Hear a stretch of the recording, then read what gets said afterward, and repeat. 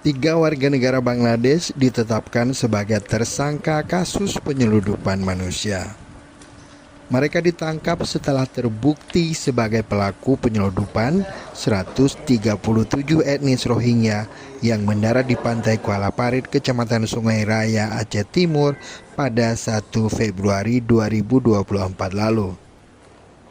Ketiganya masing-masing Muhammad Hashim 49 tahun bertindak sebagai kapten kapal. Kemudian Muhammad Salim dan Abu Talib keduanya bertindak sebagai koki dan mekanik kapal.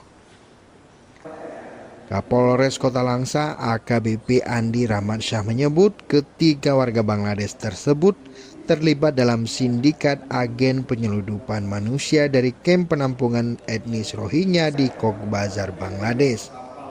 Dan kepada masyarakat harapan saya ini adalah bukan pengungsi.